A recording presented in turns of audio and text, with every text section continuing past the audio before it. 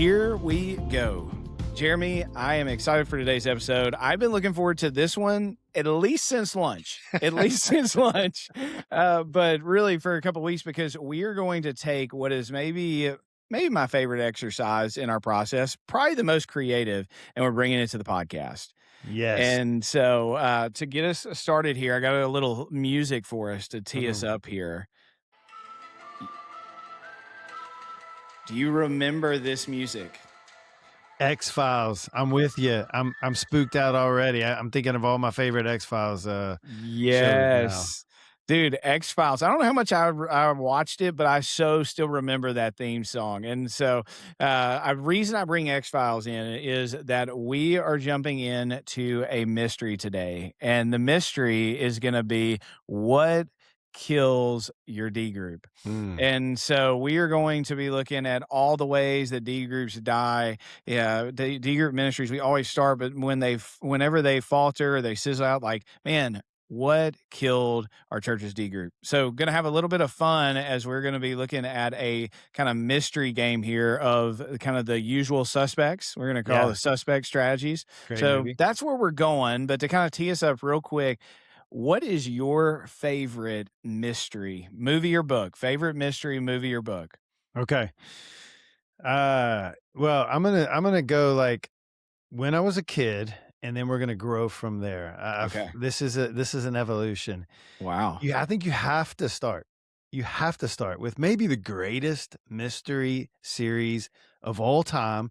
No, I'm not talking about the Hardy Boys for you older ones. I'm not talking about Sherlock Holmes. I'm talking about Scooby-Doo.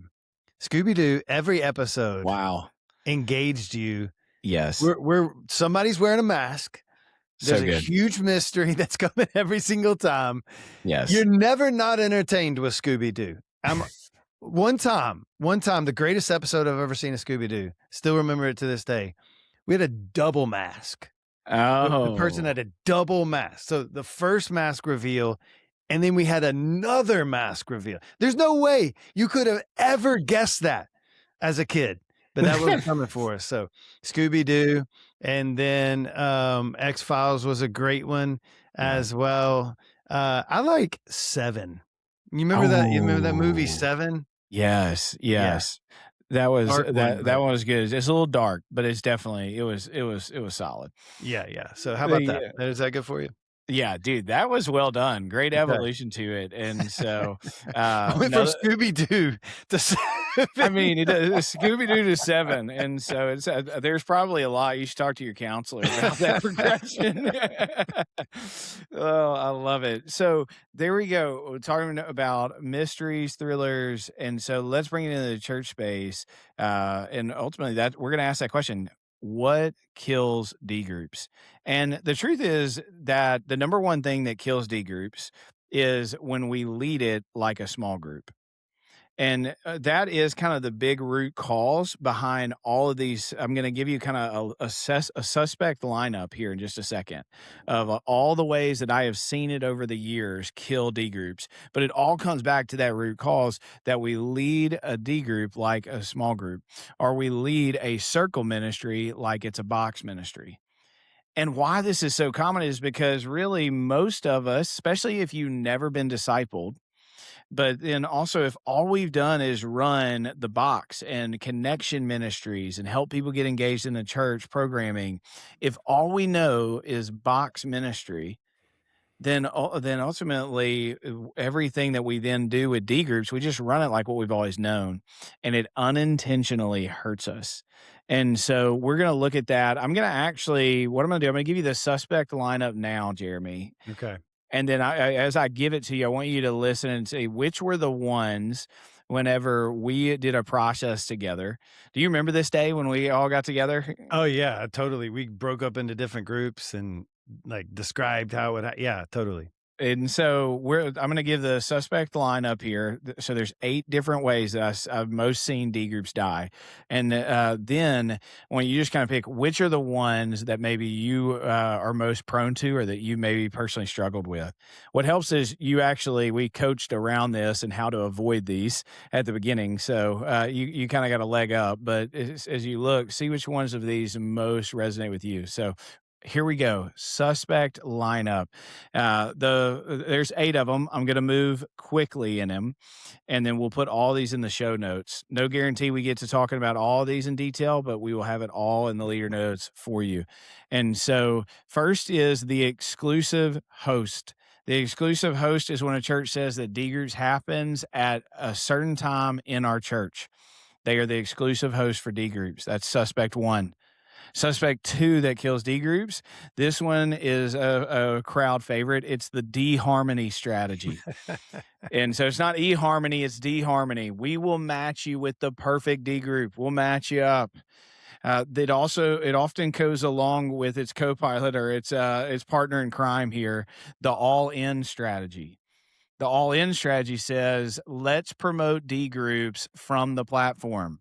Let's promote it in announcements or the stage. Let's get everybody in them. The fourth suspect here is the all-star strategy. And this is where we create D groups that require top tier leaders for the groups to work. Fifth strategy here is the deep dive. D groups are a place where we make close friends and gain more knowledge about the Bible. It's the deep dive. Next one here is the add-on strategy. This is where we just say, hey, let's just add D groups into what we're already doing.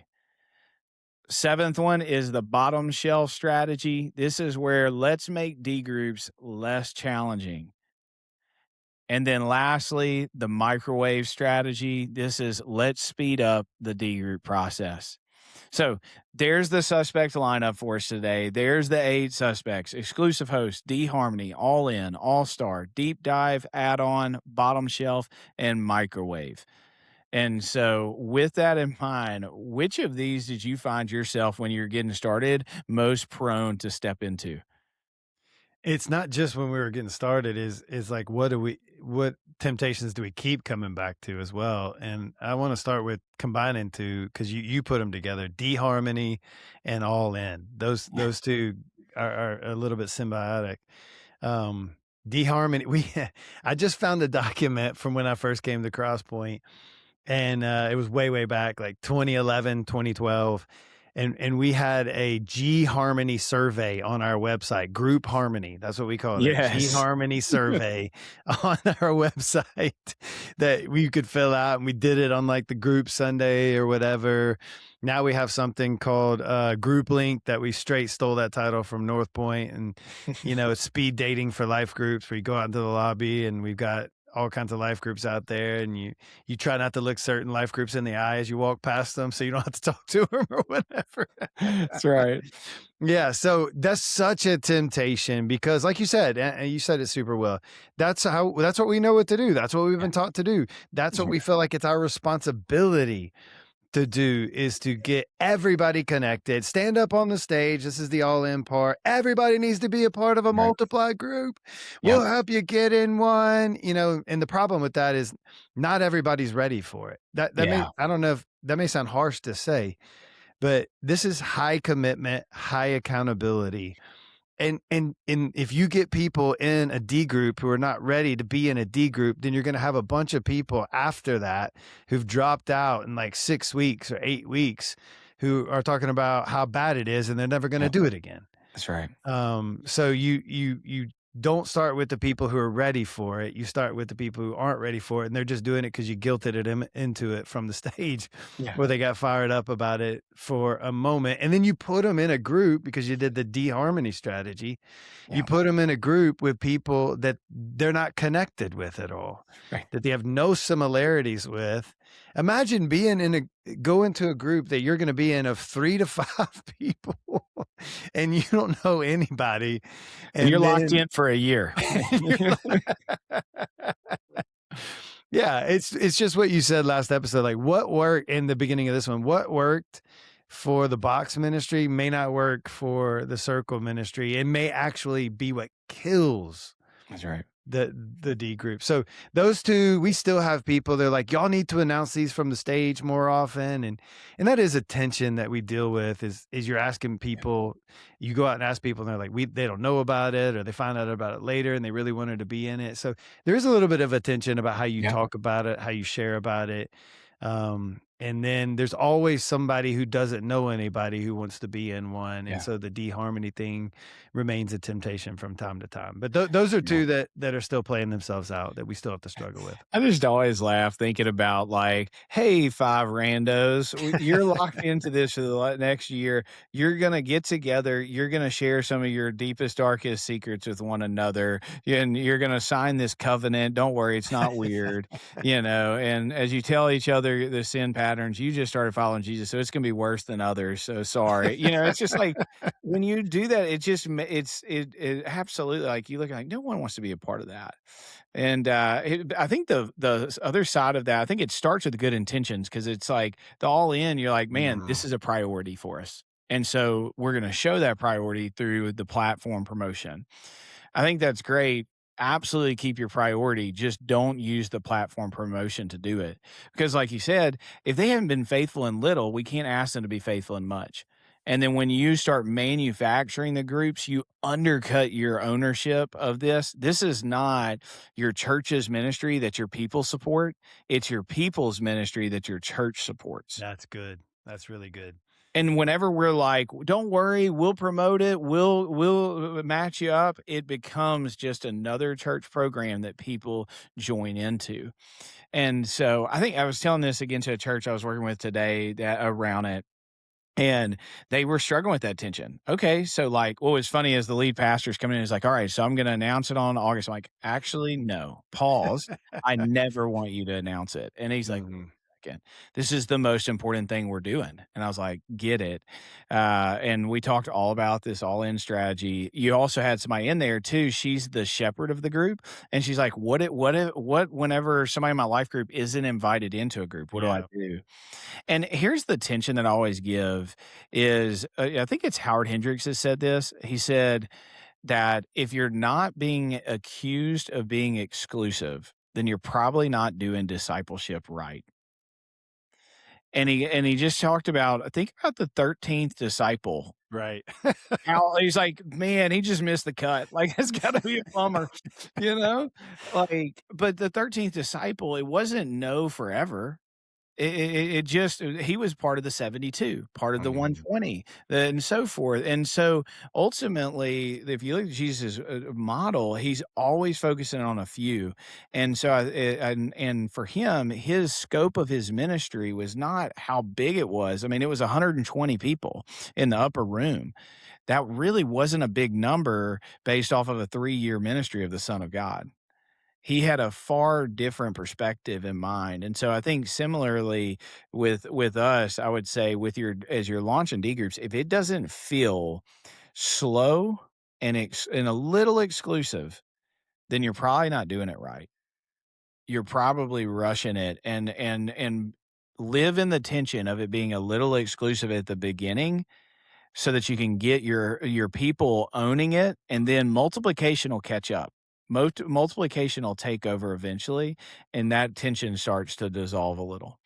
That point about ministry ownership, Mm, that's huge, and it eh, throughout the process of learning about disciple making and what it takes to be a disciple making movement, John 12, unless a kernel of wheat falls into the ground and mm, dies, it remains only a single seed. But if it dies, it produces many seeds. There's so many right. things like this that I've learned. This is how you do it, but this is how you do it in the box. And if we're going to reach different people and really make disciples, which we haven't been doing, at least how we want to, then we've obviously the systems that we have, we're producing the kind of disciples that we have. That's So we've got right. to change the systems that we have to produce and the ways we do it to produce a different kind of disciple. And shocker of all shockers, do it like Jesus That's did right. it.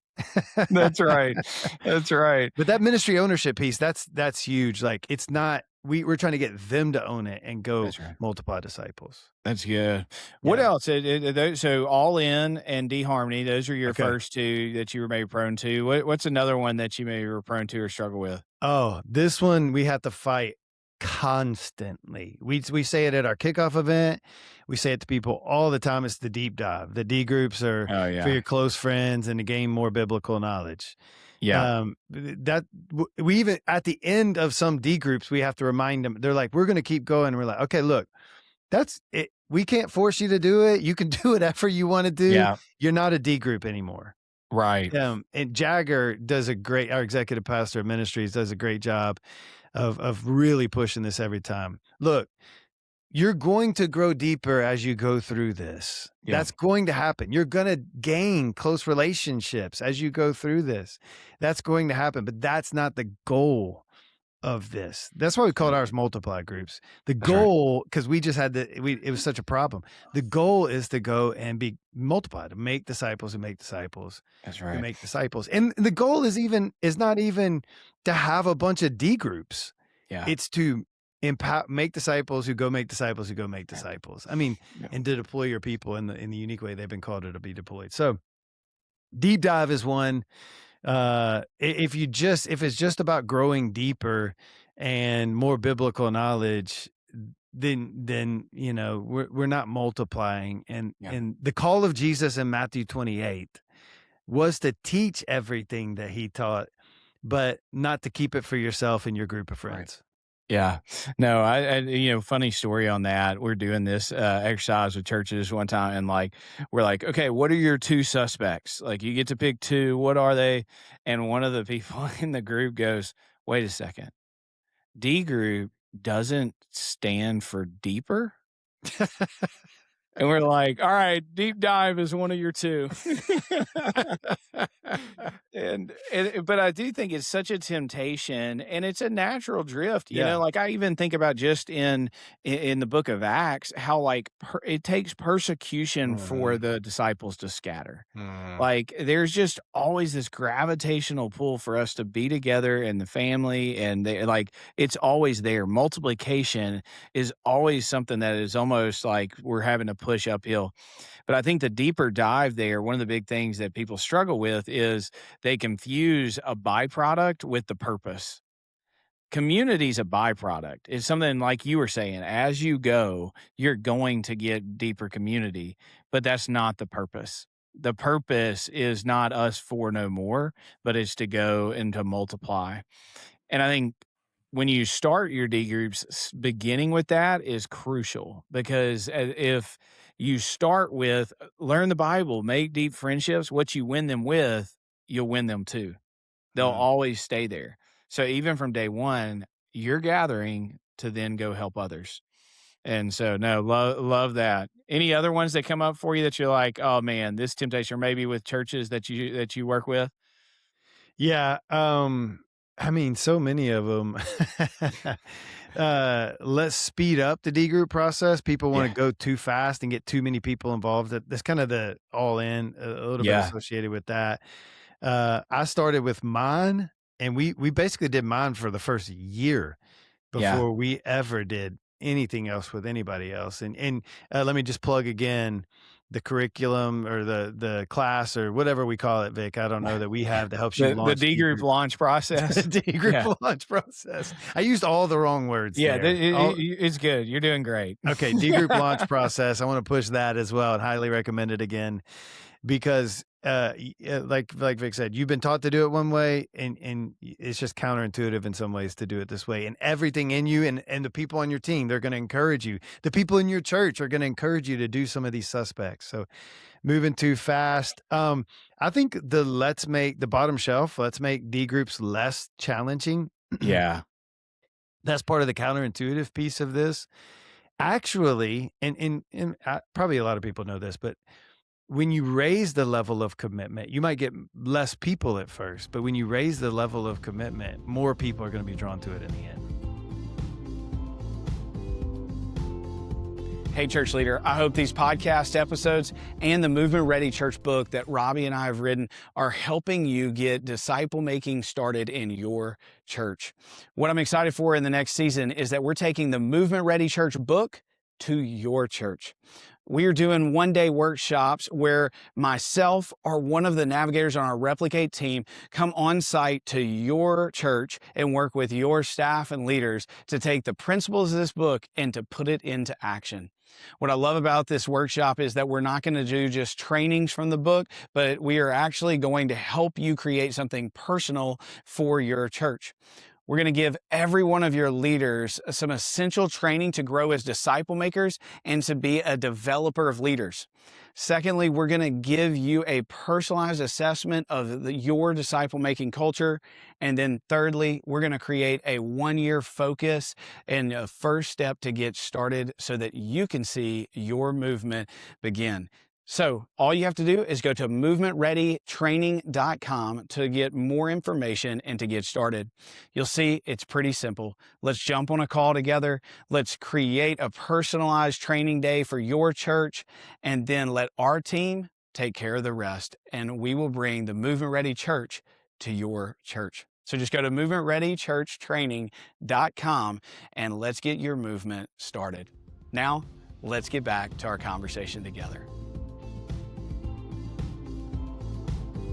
No, I see that too, that lowering the bar for it, because I think we see people's pushback to, oh man, this is a lot. That's heavy. And the first time we start getting no's, we think something's wrong. And I think that's the big difference. Like the box always has a customer service mentality. And so you're always, how do we eliminate friction in ways so that people can get engaged into the family of the church? Like, how do we make it as easy as possible from the street to the seat? How do we make it as easy as possible from the service into a group? But it flips when it's a circle ministry. The goal is not how do we get them engaged, but how do we empower them? And so it's not customer service, it's coaching. And the difference there between customer service and coaching is their relationship to pain. Customer service says that pain is a bad thing, that we mitigate, that we minimize, that we avoid, where coaching says pain is the sign of growth. Pain is a good thing.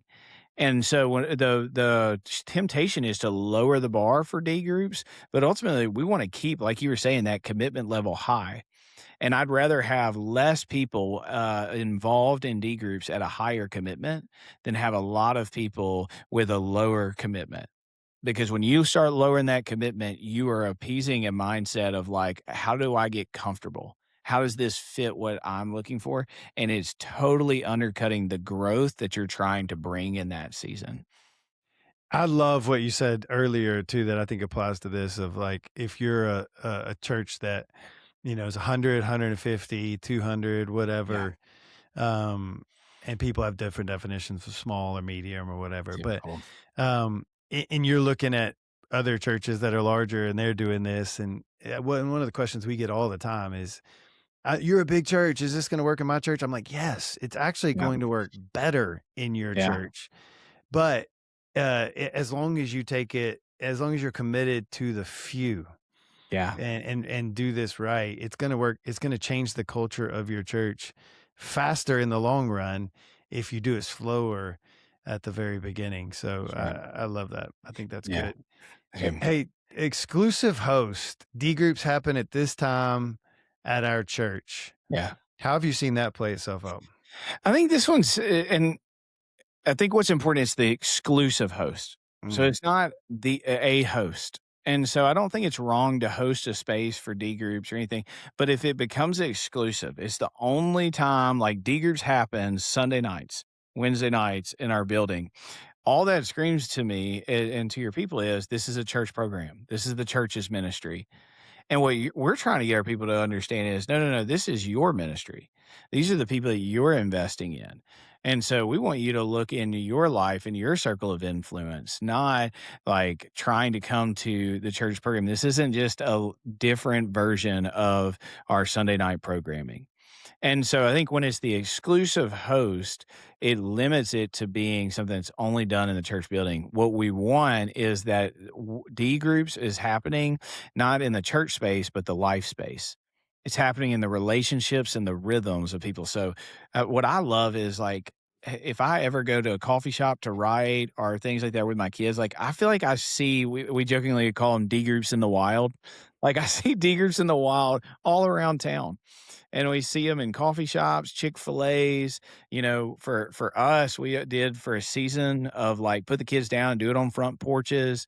They're happening all across the community, all, throughout the week. So I think being able to give that flexibility. Now, with that said, we do Wednesday nights. We know a lot of the people in our church are bringing their kids to Wednesday night programming for student ministry. So what we do is we just open up the chapel space and we say, "Hey, if you want to group up some chairs and y'all do it in there, you're welcome to." But I mean, dude, we're not hosting it. I mean, it's nothing. You go get chairs and you circle up. And it really is just like we'll make the space available, but it's not necessarily us hosting a programmed event. So I think another one, the add-on has a little bit of a tension to it. Yeah. Let's add on D groups to what we're already doing. You tell me if I'm wrong on this, but at first, that is kind of what you're doing because you're starting small, right? Like you're starting with a few. You're planting a church within a church to try to you're planting the seed of another culture within Yeah. something that's already there. At least if you're in an existing church, if you're starting a church. Yeah. Man, I'm jealous. But so what, like, how do we make sense of that tension? Yeah. The add-on piece here is you don't have realistic expectations of your people's time. And what this is like it just gets added to a menu board. It's I just gotcha. another thing that you do. And so I remember doing this with one church and I was like, all right, we're doing, they're like, man, our people won't have time. And I was like, we talked about like, what's your dream disciple? And they're like, our disciple. And it had 8 different like programs they attended. They did the count for me. They're like, "We're expecting somebody to give us 8 time slots a week." Mm. And I was like, "Guys, I'm just gonna be honest with you. This ain't gonna work." Something because there's no priority to it. And I think a lot of times what we see, churches are crowded with connection vehicles, and they are missing multiplication vehicles. And as long as if you weight them like a menu, your people will they will get 2, 3, 4 connection vehicles before they will go and get into a multiplication vehicle. And so I think that's the thing of like, man, how do we get as efficient as possible in the box so that we can be as effective as possible in the circle? And so I think that's the piece there of what are we going to have to do different with our other programmings to make sure that we prioritize and give enough space, not just in your staffing and resourcing, but in your people's calendars so that it isn't just an add on to it. So the add-on is not, you are adding another sort of program to your church in that way, but Yeah. you're not asking them to be in a group, and a life group or a Sunday school class and and a D group Right. and do this and that. Yeah, I got you. Yeah, that's it, and adding on. So I think let's see. Man, I feel like we've gotten through all these. I'm going to be honest, Jeremy. We did way better. Let's see. All Star. Oh, All Star is the last one. I think we've got Yeah. everyone else except All Star. What I Uh, see Go with ahead. All Star is that one that you struggle with at all, Jeremy? We don't. The struggle is people will say at the beginning of a D group, they'll start saying, "I'm not ready to do this," but Yeah, usually by the end, we've overcome that. yeah. I think that's the big thing of simplicity leads to reproducibility. Like, how do we make it so simple? And what happens is, and it usually doesn't happen in year 1, doesn't happen in year 2. It's usually year 3 plus. It's like what happened, and a lot of times you'll see Diggers will start and we get our best of our best. And Mm. with good intentions and everything, we just start it's complexity creep. Well, hey, we need to go through this book or this resource that's really meaningful for us. And we need them to do this too. And I mean they're doing this Bible reading, but we need to go through this book series as well. And what happens is pretty soon is what you expect gets so complex that the only people that can do it are the all-stars. The people that are the most mature, the people that were probably already making disciples before you ever tried to help people make disciples. They're probably already doing it anyway. And so what we have to do is, man, how do you make leading a discipleship group, how do we make it lean? Not simplistic. How do we make it lean? And so that's where the simple disciplines that we have come into play. And it should be one of those where it's like a D group, you're like, oh man, this is doable. oh, I can totally do this. Actually, Jeremy, that's so much of what the book that we're writing right now is like. People are so much more ready than they think to go and make disciples. We Mhm. just have to sometimes cut through and be like, hey, you don't have to do all those things. You don't have to know all these things. You don't have to have a certification, a degree. Just follow Jesus and help others do the same. And so I think keeping it simple, that's a big piece to counterbalance the all-star. Yeah, man, that's one of my favorite parts of, what we're writing is, like, people don't need gurus. The world thinks everybody needs to be a guru and, That's it's right. all over you. They don't need gurus, they need gods Mm, and people to walk alongside them and just Jesus, when he gave us the Great Commission, the qualifications weren't about our qualifications. They were that's about right. his. All authority is his. He's going to be with us in the and just getting people to believe that and see that is huge. So yeah, the All-Star. By the way, Vic, I wish I would develop a resource. You mentioned this. You have the kickoff. I already forgot the Yeah. name of it. What's it called? Figure launch. D group launch kits and course that people can take. You need because we hit that this, we hit that Yeah. 3-year wall hard Yeah. as well. Yeah. I feel like you need a 3-year. You told us it was gonna happen, and it happened. I feel Yeah. like you need a 3-year relaunch thing or something too. 3-year tune-up. There you go. There it is, that's true. I would encourage that's, one, I'm super proud of us for, in a short time, getting through all 8 suspects, Jeremy. Mhm. We did Yeah. way better than I thought. Hopefully, you were able to kinda keep up with those. I'm sure you resonate with multiple ones. But if you're listening to this and you're like, "Man, I wanna go back through this, or I wanna walk through this with my team," because you already have D groups, and so you'll see all of this in the leader notes. Would encourage you to go back to it. You'll see the 8 suspects, and kind of self-identify what are maybe the 2 or 3 that you feel you might most struggle with. And some of you may be starting in year 1, and it's gonna be really helpful. It's gonna be preventative. But some of you may be in year 3, and you're like, "Man, we have lost momentum." Either way, if you are launching or relaunching, we are doing that D group launch process. It's a virtual process with one of our coaches. And so if you're interested in that, you'll see a link in the leader notes. And so would highly recommend jump into it. We don't just help you figure out what are the suspect strategies. We actually design it just like Jeremy has an M group, and it's unique to their context. We help you get a unique version that's going to work in your culture, that's going to fit into your strategy and overcome these suspect strategies so that you can continue to see your groups grow generation after generation. So, We cannot end it yet. okay, We have to hear what your favorite. I started with my favorite thriller I like it. or mystery or whatever it was, and cue up the music. We gotta play out on that X-Files music, okay? Okay, we can Uh, we can close out on that. I like it. but And so so I would say, I mean, the classic is Clue. oh, Like, yeah. I mean, gotta be Clue. I'm thinking more board game than the movie, but still, I mean, they kind of go hand in hand. And so the cartoon version, Who Framed Roger Rabbit? That's I a mean, that one's pretty awesome. yeah, And then the recent, I mean, the Knives Out series are just fun to me, especially the first they one. are. First one's really good. So there's mine. Okay. But Scooby Doo is probably the best of all. So I mean, you could watch a Scooby-Doo episode right now, probably. Go alright. that's right. That's turn it on for the kids when you get done with this. Hey, that's my weekend right there. So, hey, who framed Roger Rabbit? Who killed your D groups? Hope these suspect strategies help. If it is, subscribe, share it, talk with the team, join our D group launch process. Have a great week.